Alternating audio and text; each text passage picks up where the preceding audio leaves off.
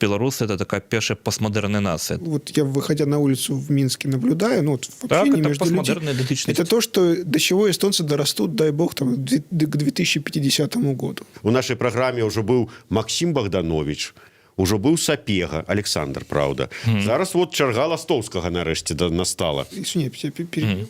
То есть, в общем, Тиран. Мы будем говорить про национальную идею. мы живем в мире наций. Место белорусов у сусвете. Циником выступаю здесь я. Ідея X на Єврорадіо. Вітаю ўсіх слухачоў Еўрарадыё. В эфіры чарговы выпуск праграмы «Ідэя X». Праграмы, падчас якой мы працягваем шукаць, прамаўляць, намацаваць беларускую нацыянальную ідэю. Як звычайна, вядучыя ў студыі Максим Гаруноў і Зміцер Лукашук. Наш сённяшні госць, сацыёлаг, кандыдат сацыялагічных навук, супрацоўнік Інстытута палітычных даследаванняў «Палітычная сфера» Алексей Ластоўскі. Добрый день. Вы так глядзіце на мяне з падазрэннем, што я нібыта не таго Ластоўскага выпісаў сабе і анансую. Ну, у меня свои стасункі з прозвішчам Ластоўскі. То есть, зразумела, што свой след у гісторыі найбольш пакінуў Вацлаў Ластоўскі. І свой час, калі я вучыўся на гістфаку, то мне все выкладчыкі лічылі абавязкам запытацца, якое я маю дачыненне да Вацлава Ластоўскага, конечно, так ганарлівага імя. Вось. Але лёс склаўся такім дзіўным чынам, што майго дзеда, бацьку майго бацькі звалі Вацлаў. Толькі гэта быў не Вацлаў Юстинович, палітык, а Вацлаў Мартинович, беларускі селянін, ну такі заможны селянін.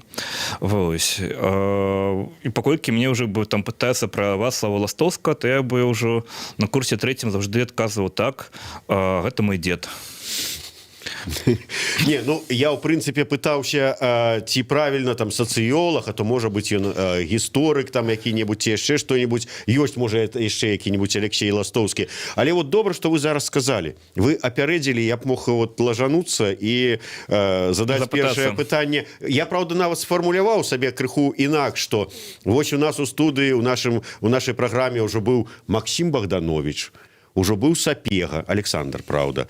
Зараз вот чарга Ластоўскага нарэшце настала.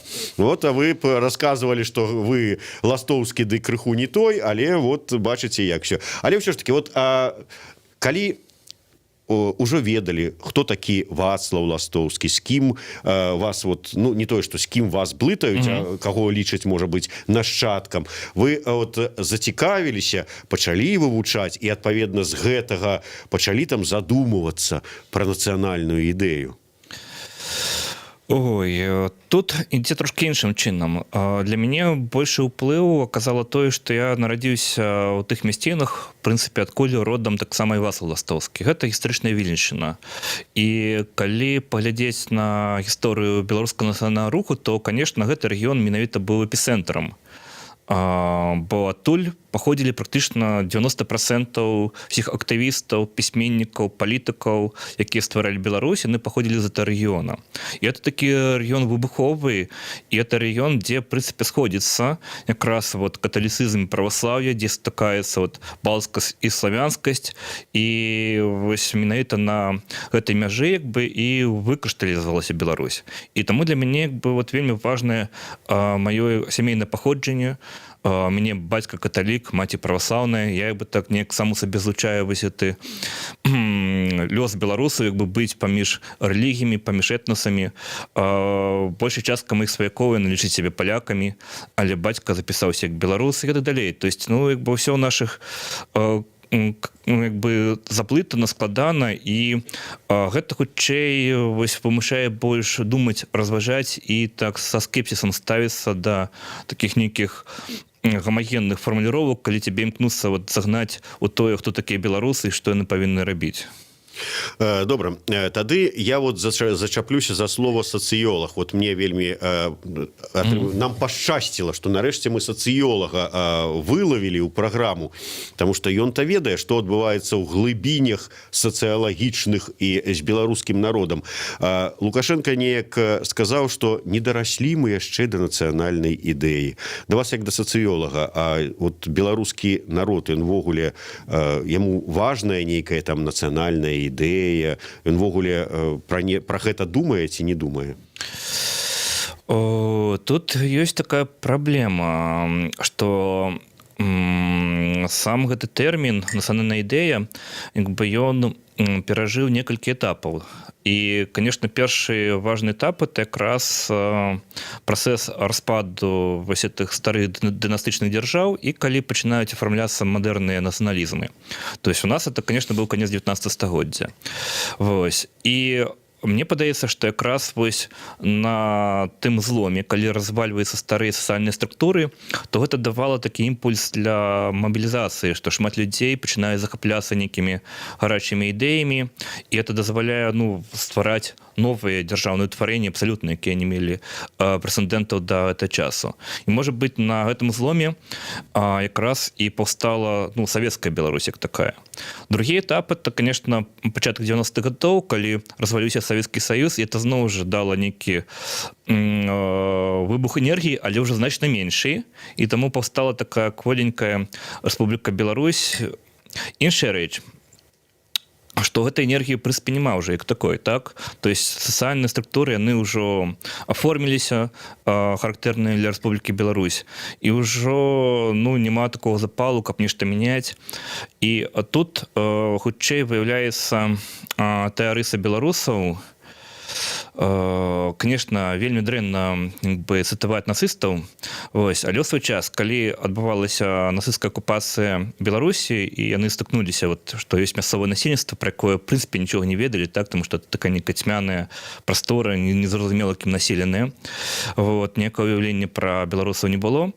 Яны пачалі неяк стыкацца праз практыкі акупацыі, і появилась такая характарыстыка, якая мне насамрэч падаецца вельмі трапнай, што беларусы яны калектыўна абыякавыя. Это немцы сказали так? Так. Тут важна мець на увазе, што істотныя два сегменты, так, што калектыўныя і абыякавыя, так. Мова не ідзе пра тое, што беларус сам па сабе абыякавы. Калі мова ідзе пра яго сям'ю, пра яго хату, пра агарод і далей, то ён, конечно, не будзе абыякавым. Але калі мова ідзе пра спробы навязаць ім нейкія калектыўныя ідэалогіі, паказаць, што трэба кудысьці там рухацца, нешта будаваць, то беларусы, это просто реально выяўляюць сваю калектыўную абыякавасць. То есть беларусаў вельмі складана запальваць нейкімі такімі энергічнымі заклікамі, і вось это выявілася шмат у чым, зноў жа у нас былі...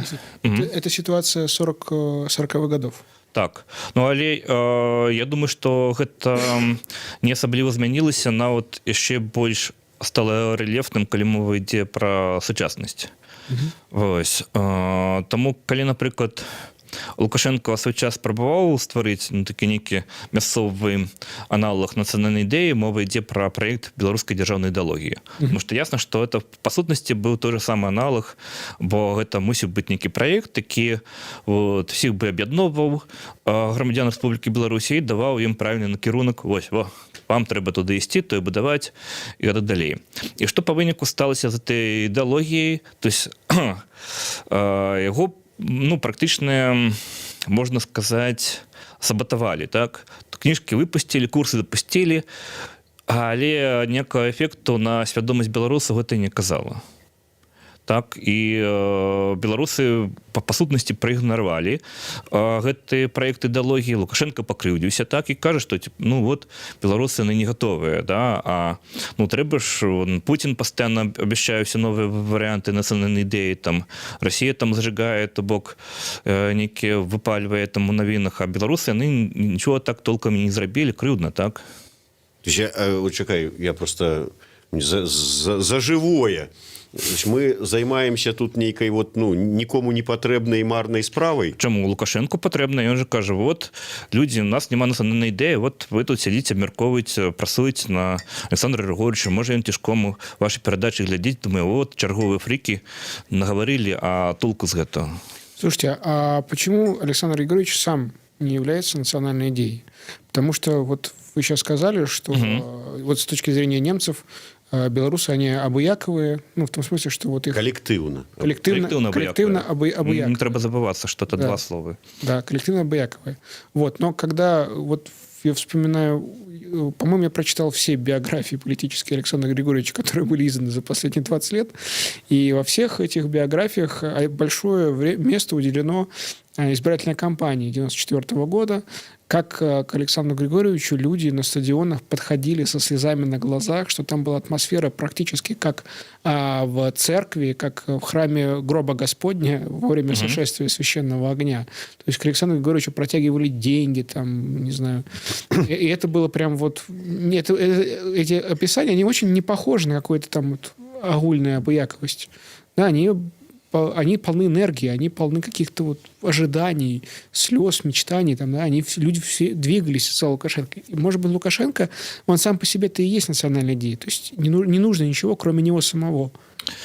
Але тут трэба згадаць, што я крыху раней казаў пра пачатак 90-х гадоў. І менавіта пра тое, што это быў якраз той момант разнявольвання і паяўлення такой коллективной энергии, так, потому что распад Советского Союза. И коли казать про той час, то вот так, сапраўды он был такий идеалистичный, и появляется Белорусский народный фронт, який там мобилизує великую колькость людей, появляется Лукашенко, який мобилизує інших людей, так, яны сапраўды пачынаюць верыць яго як у некага выратавальніка. Ось. І потым, як бы, яшчэ па інерцыі гэтага запалу вот, была спроба поставить Лукашенко як вот такого выратавальніка не толькі Беларусі, але ўсяго славянскага свету. То есть былі так званыя русоцэнтрысты, якія нават верылі ў тое, што Лукашенко і Расію выратае, пакуль Пуцін не прыйшоў і паклаў усім гэтым спадзяванням канец. Але гэта сітуацыя, ну, пачатак сярэдзіны 90-х гадоў, і зноў жа такое грамадскае жыццё і калектыўныя эмоцыі у Беларусі яны за той час узнікаюць, так? То есть калі паглядзець на сённяшнюю сітуацыю, безумоўна, Лукашенко выбудаваў рэжым, які, ну, базуецца, ну, на тым, што большая частка насельніцтва, в прынцыпе, з ім, ну, як бы, скажем, не будзе протестовать супраць этого рэжыма, і як бы ўладная іерархія яму падкантрольная, так? То есть это, в прынцыпе, дазваляе яму, ну, спакойна захоўваць сваю ўладу, перамагаць на чарговых выбарах, і думаю, што і на наступных выбарах ён без вялікіх праблемаў пераможа. Але як бы эмоцый, як бы на спадзяванню на то, што ён выратае Беларусь, пра тое, што гэта як бы сваё увасабленне такой некай місіі, то, в прынцыпе, такого ўжо няма. То есть, якіх я не бачу нейкіх такіх шэрых лукашыстаў, якія бачаць у Лукашэнку звыш чалавека альбо увасабленне нейкай звыш ідэі. То есть, ну, няма такого. А значит ли это, что белорусам, в общем, совсем все, что связано с национальными идеями, с национальными лозунгами, вот вообще со всем этим националистической, национальной, национал-демократической, национал-либеральной риторикой, это, в общем, не нужно? Ну, не нужно, але, так, абыякова. Не нужно, это уже означает то, что это уже такое адмоўнае стаўленне, якое ўжо, ну, патрабуе вызначэння, так? Вот мне это не падабаецца, я гэта не хачу. А калектыўная абыякавасць это означает, что няхай будзе, але я на это не буду рэагаваць. А на что? То есть белорусы ни на что не будут реагировать? Мова ідзе пра абыякавасць да лозунгаў, якія імкнуцца іх там пашыхтаваць і калоны кудысь адправіць, так? То есть беларусы это будуць ігнараваць па меры магчымасці і пазбягаць гэтых рэчаў. Але ёсць працэсы, якія адбываюцца іншым шляхам, не праз высоўванне лозунгаў і спробы такой агрэсіўнай культурнай палітыкі. Мова ідзе пра тое, што ёсць працэсы, якія уплываюць на штодзённую свядомасць людзей.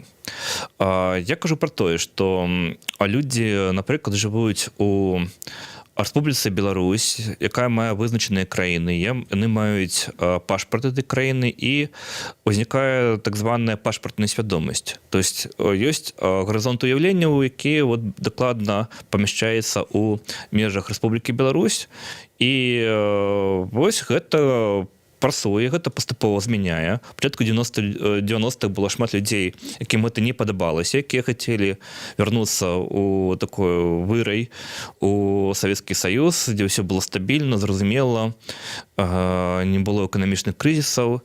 А зараз ужо вот вырасла пакаленне людзей, якія, в прынцыпе, ментальна сябе размяшчаюць у Рэспубліцы Беларусь, у якіх, в прынцыпе, ёсць беларуская ідэнтычнасць, і гэта без всяких национальных идей, без прожектов, без оформленных национализмов, это робится іншим чином.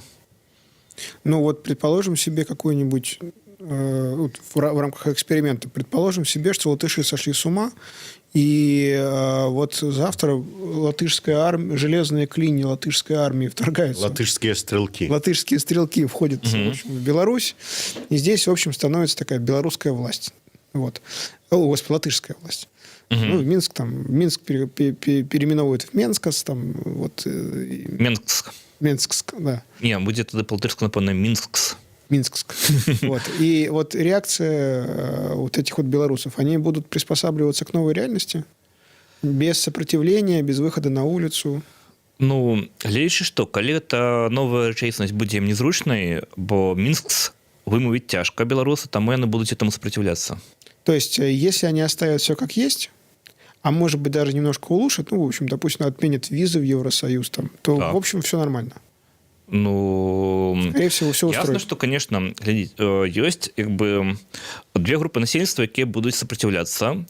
Конечно, это, безумоўна, в першую чаргу, ладная вертыкаль Лукашэнкі, якая все равно, тем не менш, контролюе войска, милицию, а если им гарантируют, что их позиции не сменятся? Ну, то есть приходит латышская власть, говорит, нам нужна только часть налогов, а вот все ваши должности остаются за вами, ваши полномочия назначать себе заместители тоже остаются за вами, за вашей коррупцией мы будем следить, но не очень, можете приворовывать, как раньше, может быть, даже чуть побольше, только часть налогов. И причем часть налогов такая, в общем, что называется, по-божески. Все не возьмем, вот все разумно будет. Не больше, чем Минск у вас забирал. Ну, можна сказати, що білоруси – це такі просто пальшуки у квадраті, тутейші, так?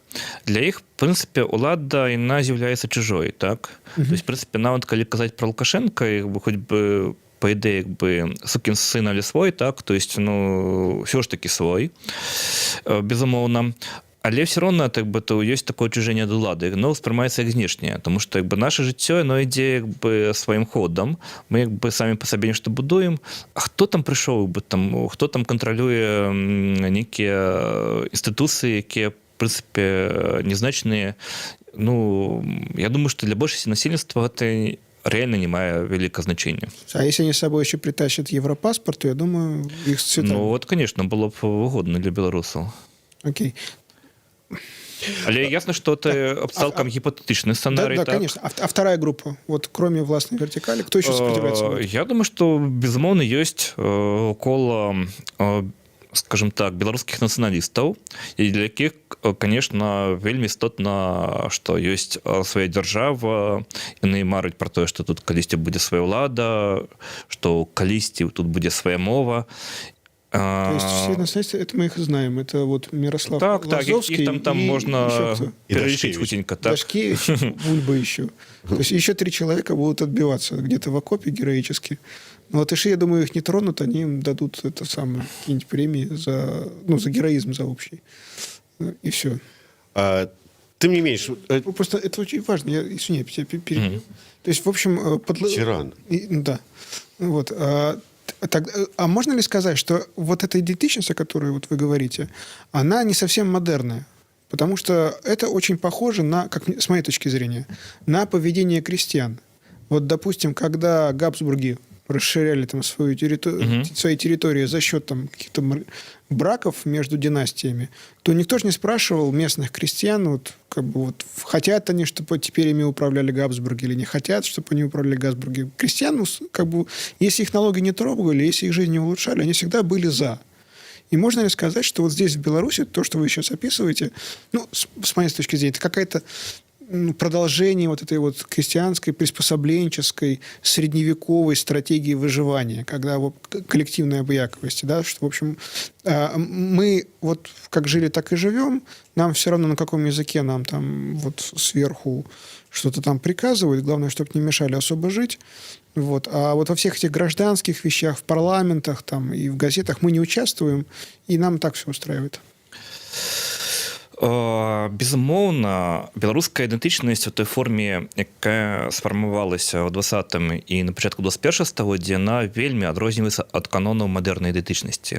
Таму што, калі казаць асабліва пра рэалізацыю ў цэнтральна-ўсходняй Еўропе, то гэта такая вельмі жорсткая нарматыўная мадэль пра тое, што гэта кантроль над тэрыторыяй, які базуецца на такой поўнай гомогенізацыі культуры, так? Про тое, што ёсць такі аднастайны нацыянальны канон, пажадана, каб это была одна рэлігія, пажадана, каб это была одна мова, і тады ўсіх там меншасці прымушаюць ассимилироваться. Нет, ну это, извините, перебиваю, это одна часть. Но вторая же часть — это все, что связано с Конституцией, с демократией, с парламентом, со свободой слова, с прочими вещами. Яно ж, ну, немагчыма развесці, так? То есть, контроль над тэрыторыяй, стварэнне сваёй дзяржавы, это фактычна азначае, што гэтых людзей таксама усіх абвяшчаюць грамадзянамі, то есть іх паяўляецца абавязковая адукацыя, іх усіх заганяюць у школы, дзе яны мусяць вучыць нацыянальную мову, так? Але гэта таксама азначае, што адпаведна ўсе становяцца патэнцыйнымі салдатамі, якіх можна мабілізаваць у войска і далей. То бок, ўсё ідзе адно да другого. То есть масавую адукацыю, грамадзянскія правы і масавую мабілізацыю немагчыма ад гэтага аддзяліць. То есть, ну і прамое наступства Першая светная вайна з такімі стратамі, якія, ну, ніколі чалавечая гісторыя да гэта не ведала. То есть таксама вынік усіх гэтых працэсаў. Не, просто сейчас мне было важно, я сейчас сказал про национализм, а вы мне сразу сказали про национализм, который связан с дисциплиной и с принуждением меньшинств говорить на языке большинства. Ну, вот местно. Там чехи заставляют немцев говорить на чешском. Там. Калі не хочуць, то іх выселяць, так што і адбылося. Вот, но я-то говорю про нации нынешние, да, там, когда, наоборот, какие-то норвежцы восстанавливают языки саамов, там... Ну, але мы ж там і казалі про мадэрны нацыяналізм, які, па сутнасці, быў характэрным для другой паловы 19-20 стагоддзя, так? Тому што ўсё ж такі свет змяняецца, і мы бачым, што вось, ну, наўрад ці мы можам сказаць, што сучасны свет — это равнозначны свету модерному, так? Там и появляются всякие идеи про постмодерность, про постіндустрыальны свет і далей, тому што ясна фіксуецца вызначаныя змены. І безумоўна, што нацыянальная ідэнтычнасць і нацыяналізм як такія, яны засталіся, і яны па-ранейшаму граюць прынцыповую ролю ў сучасным свеце, але яны ўжо памяняліся, так? І значна менш вось гэтай дысцыплінарнасці і жорсткасці, і то есть появляецца прастора для выяўлення іншых відаў ідэнтычнасці, так? Альбо панатнацыянальнае появляецца Еўрапейскі Саюз, появляецца цікавасць да лакальных ідэнтычнасцей, чаго ў прынцыпе раней не было. То есть раней все мусіло быць інтэгравана ў адзіную нацыянальную ідэю. То есть, получается, в Европе национализм был когда-то жестоким, дисциплинарным и, в общем, в большинстве случаев очень аморальным и опасным. Теперь он стал более, как вы говорите, мягким, более воздушным. Ну, а при чем тут слово «мораль» огулом до национализма? Я извиняюсь за это слово. Вот. Но все это проходит мимо Беларуси. У Беларуси что-то по-другому. Все происходит как-то по-другому. Вот не как у эстонцев соседних, там, не у латышей. Не, ну... Чаму адбываецца па-іншаму? То есть адбываюцца вельмі падобныя працэсы, толькі што яны рэалізуюцца з іншымі вынікамі, так? Таму што, калі мы кажам пра нацыянальную ідэю, то і нацыяналізм канца 19-го, пачатку 20-го стагоддзя, то мы бачым, што Вось, гэта плеяда нацыянальных адраджэнцаў. І сярод іх, конечно, безумоўна, Васал Ластовскі. Яны імкнуліся пабудаваць беларускую нацыю по вот гэтаму ўсходнееўрапейскаму абразцу. Так? То есть вельмі шмат арыентаваліся на чэхаў. Пазней пачалі арыентавацца на палякаў і літоўцаў. Так? Это все былі вельмі важныя ўплывы на тое, што хацелі зрабіць з беларусаў. Толькі што вот вынік, конечно, атрымаўся непадобным, бо беларусы па-іншаму себе усведомляюць, чым палякі альбо чэхі. И в итоге что это? Вот белорусы, что это? Ну, пытанне ў тым, што, скажем, як ахарактарызаваць такі стан нашай свядомасці, ёсць агулам такая ідэя, якую яшчэ высоўваў Валентин Кудовіч пра тое, што беларусы это такая першая постмодерная нацыя, так? У тым плане, што пакуль да гэтага праз такія віхуры, дасягненні, спады і далей ішлі еўрапейскія нацыі, пакуль яны то ўсё ішлі і прыйшлі па выніку да таго, дзе знаходзяцца беларусы, якія нікуды не ішлі. То есть мы так топтались на месте и, в принципе, обогнали европейцев. То есть белорусы сейчас, идентичность белорусов, то, что вот я, выходя на улицу в Минске, наблюдаю, ну, вот в общении это между постмодерная людьми, идентичность. это то, что до чего эстонцы дорастут, дай бог, там, к 2050 году. И то не факт, что у них получится. Цалкам магчыма. Отлично. Отлично. Некие забрылівы. Тым не менш, вы прыгадалі гэтую гісторыю, калі... Извини, просто впереди планеты всей. Ну, нарэшце, ну, хоць тут. Гісторыю, калі дзяржава спрабавала нацыянальную ідэю намацаць, адміністрацыя прэзідэнта дала загад пашукаць эту нацыянальную ідэю. Это быў канец 90-х, пачатак 2000-х гадоў. І вось калектыўная абыякавасць беларуская не прыняла. Да яны, в прынцыпе, і не змаглі, наколькі я ведаю, ні да якіх канчатковых высноў прыйсці, нешта прапанаваць.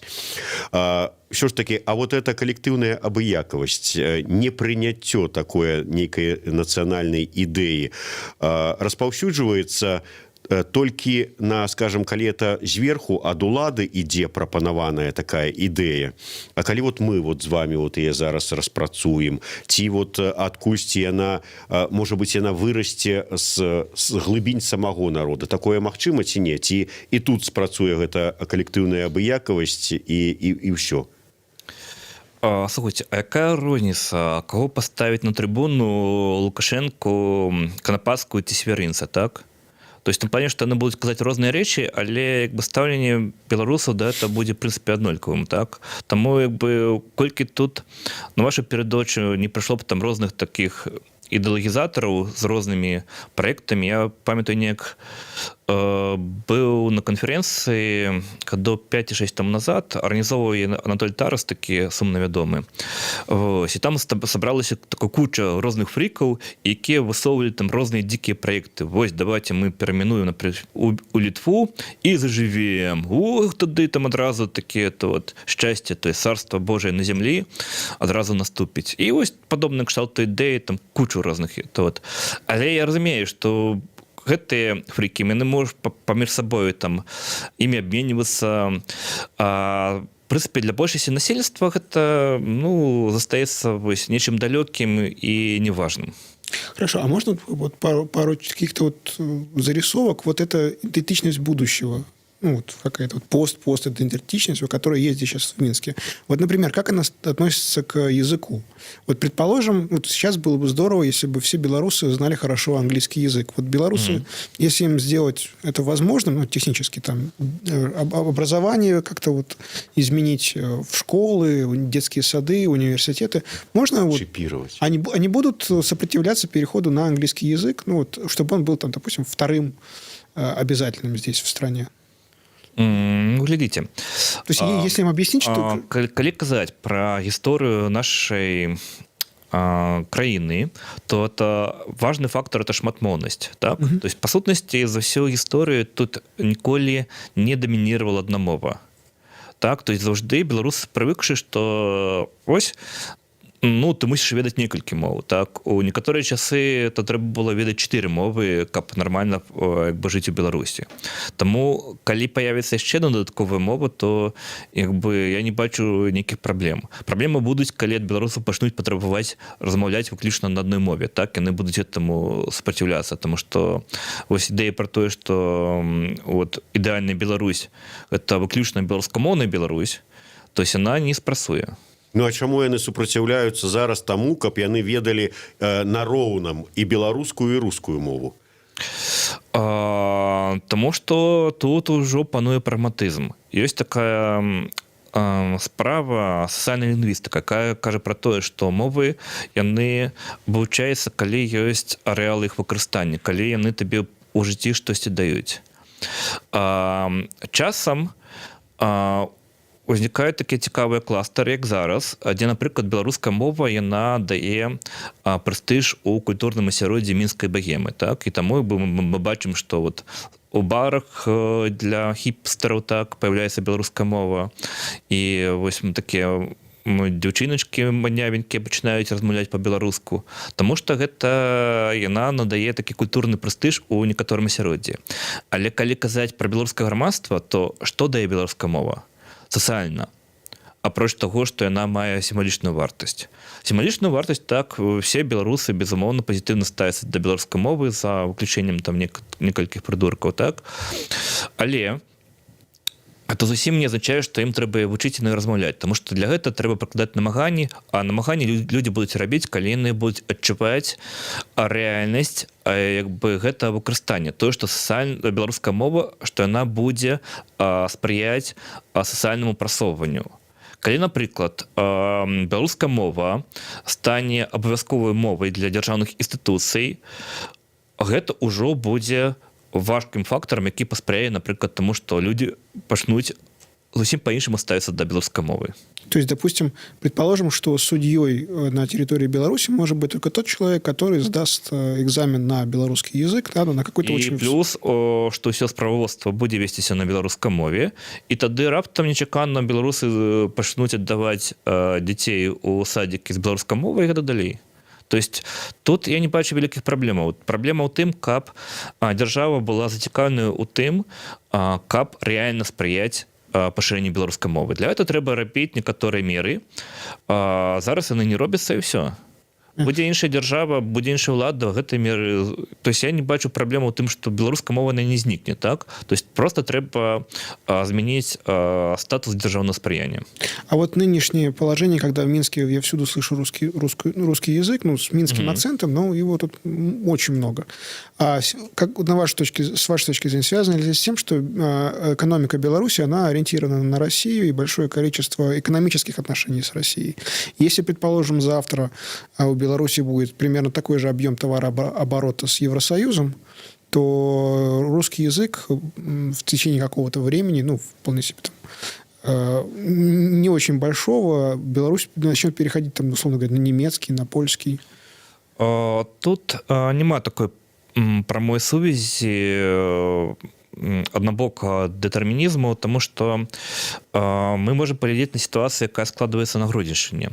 То есть там вялікая частка насельніцтва, якая арыентавана эканамічна на Польшу, так? Якія маюць карту паляка, якія туды пастаянна ездзяць. І мы бачым, што это людзі, яны не пераходзяць на польскую мову, яны, ну, наадварот, як бы все даследаванні паказваюць, што вось польская, беларуская мова — это мова вёскі, а калі казаць пра мову гародні ці ліды, то это ўжо руская мова, так? Нават сярод мясцовых палякаў. Ці можна ў такім выпадку сказаць, што на сённяшні дзень такой умоўнай нацыянальнай ідэі беларусаў з'яўляецца вот менавіта гэта калектыўная абыякавасць? Не. Мне эта фармулёўка не падабаецца, таму што, зноў жа, нацыянальная ідэя — гэта тое, што заходзіць ад элітаў і тое, што мусіць мабілізаваць насельніцтва, так, надаць нейкі сэнс іх існаванню і іх кудысьці падштурхоўваць, так? Тут мы кажам пра іншае, што ёсць проста стан свядомасці, як бы нейкія рысы у нацыянальнай ідэнтычнасці, якія супраціўляюцца вось навязванню вось ім такіх праекту. Вось это як бы тое, што больш карэктна прагучала б.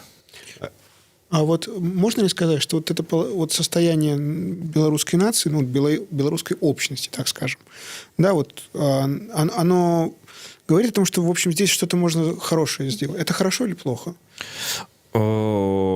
Глядите, что лечить под добрым.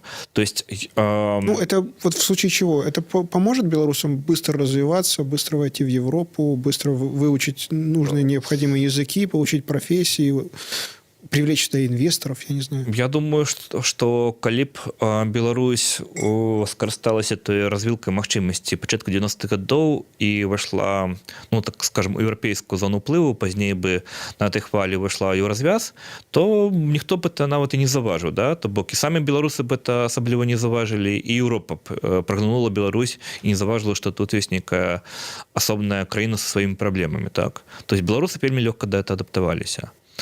То есть, зноў жа, як бы ясна, што вось эта абыякавасць калектыўная, яна таксама дае вялікую адаптуемасць. То есть вельмі лёгка прыстасавацца да розных рэжымаў, да розных сітуацый. І мы бачым, што, напрыклад, беларусы пераязджаюць у іншыя краіны, яны ахвотна там як бы знікаюць у этой краіне, так? То есть яны праз 5-10 гадоў просто ператвараюцца ў мясцовых жыхароў, і ніхто іх там ужо з цяжкасцю можа адрозніць, што это калісьці быў беларус. То есть і гэта ў адрозненне ад многіх народаў, так? То есть палякі, рускія, яны прыязджаюць у іншыя краіны, яны ўсё роўна застаюцца палякамі, рускімі. Беларусы, яны вельмі лёгка адаптуюцца. Вот, предположим, я прихожу к человеку из правления «Мерседес», и начинаем объяснять, почему они должны построить свое мероприятие в Беларуси. Я ему говорю: слушайте, вот вы ставите свой какой-то завод здесь, в Беларуси, не знаю, под Полоцком.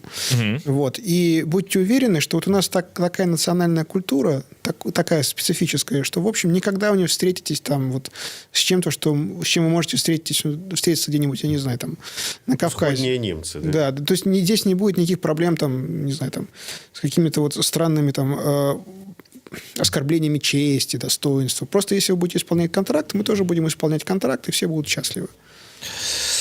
Разумееце, што гэта добры прыклад, але насамрэч ужо ў Беларусі будуюцца заводы, яны ўжо як бы чаму, напрыклад, не фішуецца, што ў Беларусі ўжо шмат пабудаваны заводаў якраз для заходніх карпорацый, таму што ў Беларусі вельмі дрэнны імідж. Так?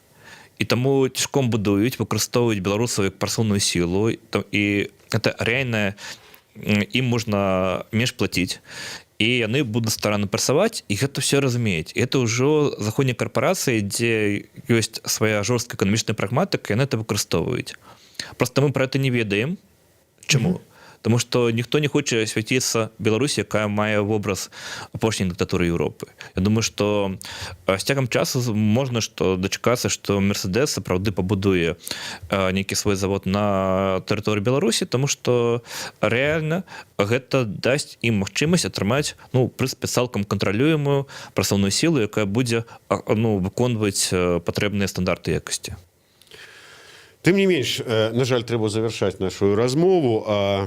Вы сказалі пра тое, што элітам, нацыянальным элітам, ўсё ж такі нацыянальная ідэя, яна трэба, неабходная. Ну, хаця б, каб неяк вот, каб не згубіцца, каб даказаць, што яна тут ёсць і патрэбная.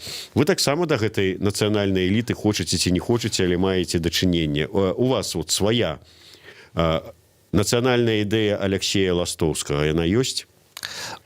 Тут ёсць дылема, так? Таму што для мяне вельмі важна прафесійнае самавызначэнне, так? Я сацыолог. І таму мне, напрыклад, усе гэтыя рэчы, нацыянальная ідэя, ідэнтычнасць, яны мне цікавыя як даследчыку, так? І это вымушае трошечку трымаць дыстанцыю, абстрагіравацца. Хаця, зноў жа, безумоўна, што як бы ў сацыяльных навуках вельмі цяжка сябе вывесці з гэтага поля, так? Так ці інакш я застаюся чалавекам са сваімі поглядамі, застаюся беларусам, і мне, конечно, хацелася б жыць у нейкай краіне, якая больш бы адпавядала маім маім ідэалам. То есть, але я вот, разумеючы вот все эти асаблівасці нашай ідэнтычнасці, як бы мяне няма жадання як бы там высоўваць там нейкія праекты і з імі насіцца як з такой з торбачкай і усім распіхваць. То есть мне як бы ёсць жаданне вот кшталтаваць сваю свядомасць, свядомасць сваіх сяброў, як бы выбудоўваць розныя культурныя праекты, развіваць нейкія лакальныя рэчы. І я ў гэтым вось этому бачу плён, каб ну будаваць як бы рэальныя канкрэтныя рэчы, якія ну могуць паўплываць на людзей і нешта змяніць да лепшага, а не як бы выбудоўваць фантасмагорычныя замкі, з якіх в прынцыпе ніякай карысці няма. То есть вы тоже агульнаабыякавый? Ну, я беларус. Коллективно. Ну, безумоўна, я ж не адмаўляюся ад таго, што я беларус. Можа для эліты стаць хаця бы для эліты стаць нацыянальнай ідэяй, ну ці ідэяй просто неяк так змяніць, пераламіць, пазбавіць беларусаў іх калектыўнай абыякавасці. На гэтым этапе, на першасным. А потым ужо нейкую ідэю прапанаваць і павесці да светлага будучыня, да месца ў сусвеце. Вы же сказали, что не надо. Надо использовать. Гэта просто бессэнсоўна і думаю, што немагчыма. Так, лепш як бы прыстасоўвацца да таго, ну як бы разумець, што беларусы такія ёсць. І гэта не кажа пра тое, што з беларусамі нічого нельга рабіць, так? Але гэта не робіцца такімі нейкімі лозунгамі, так? Гэта трэба крапатлівая культурная праца і сацыяльная праца, так? Гэтым можна нешта рабіць. Але як бы на ўзроўні там нейкіх ідэалогій альбо ідэй я не бачу такую поле для того, каб зламаць характар беларусаў. Надо не сломать, надо возглавить. Калектыўную абыякавасць, стаць лідарам калектыўнай абыякавасці. Не, я так зразумеў, што як бы ідэя, пакінем там ще астатняе, Алексея Ластоўскага, гэта ціхонька рабіць сваю справу, свае рэчы, нейкія свае праекты, якія будуць па магчымасці працаваць на там паляпшэнне таго, што на паляпшэнне Беларусі. Экономия при этом энергию. Никакого свечения, никаких этих вот националистов, там, эгегей, там, вот нет. Не то, что экономия энергии, это просто как бы залишнее. Ну, вот я и говорю, экономия энергии. Без залішняй траты энергии працаваць на паляпшэнне Беларусі. Вось такая падыдзе. Ці дадзіце сваю формулу? Але зноў жа, это не нацыянальная ідэя, гэта просто крэда. Национальная идея должна быть экономной. Вот.